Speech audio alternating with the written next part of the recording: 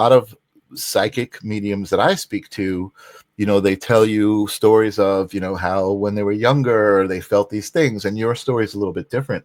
Yeah. And I love that. I especially love that you have this military background, right? Like before any of this happened, you lived a very particular way. And I think Yeah. when I think of military, I think very rigid, right? It was. There's a very certain aspect to it, right? It's everything is in your control. You're doing doop doop doop doop doop, right? And it's not really the same world.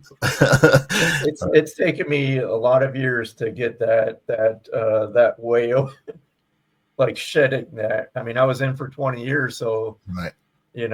I'm Right. definitely a different person. Well, there's a lot of reasons why I'm a different person now than I was during Sure. those 20 years, but Sure. yeah. And so I was just kind of refreshing my memory, because I know you were a guest on the live stream of consciousness, Yeah.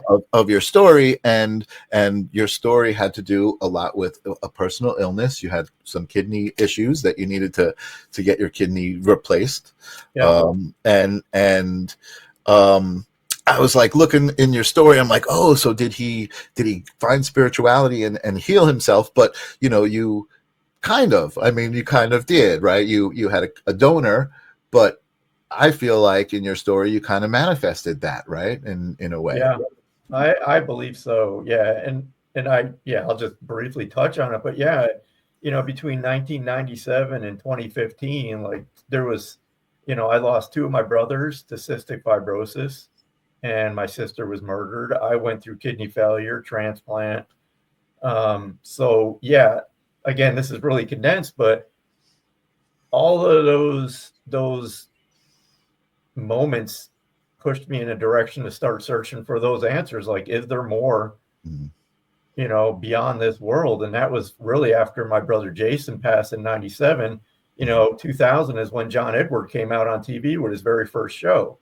And of course, Sylvia Brown and all that. And I found that. And again, those shows just were like, wow, it gave me so much comfort. Like, wow, there's more, which led me to reading, I don't know how many books. And it was a hobby. It wasn't anything I was like, oh, I'm going to be a medium someday. Well, somebody had some other plans for me, because here I am.